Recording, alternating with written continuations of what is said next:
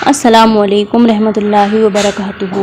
ناظرین، آج ہم ایک ایسے ٹاپک پر بات کریں گے جو ہر کسی کی زندگی سے جڑا ہے، ظلم۔ کبھی ہم ظلم کا شکار ہوتے ہیں تو کبھی اس کے گواہ، لیکن سوال یہ ہے، اسلام ظلم برداشت کرنے والوں کے بارے میں کیا کہتا ہے؟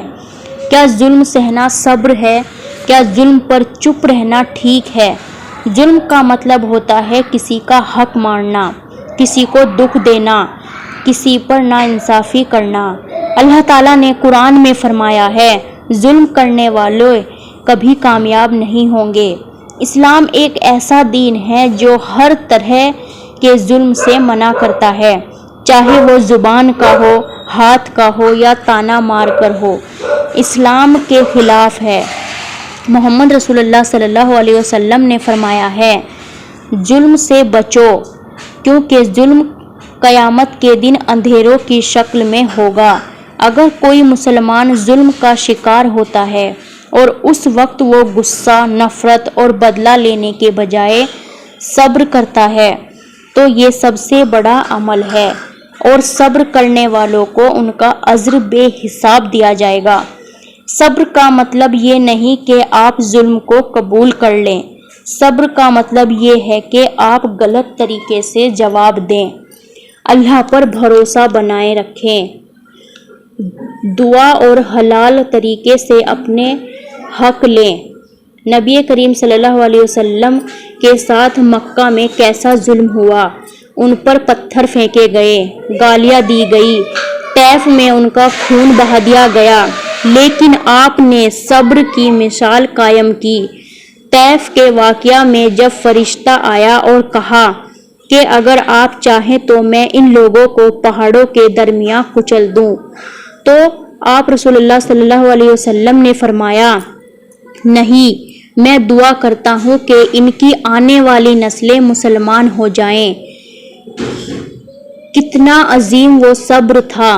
دیکھیے، آپ پر کوئی ظلم کرے تو اسلام سکھاتا ہے کہ آپ اللہ سے مدد مانگیں، اپنے دل میں نفرت بھرنے کی بجائے دعا کریں اور حالات کو اللہ کے حوالے کریں۔ مظلوم کی دعا اور اللہ کے درمیان کوئی پردہ نہیں ہوتا۔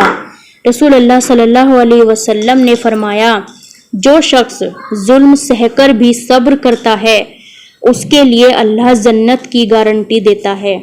اس کا مطلب یہ نہیں کہ ظلم سہنا واجب ہے، بلکہ اگر انسان حلال طریقے سے ظلم سے بچ نہیں سکتا تو اس وقت کا صبر اس کے لیے جنت کا سبب بن جاتا ہے۔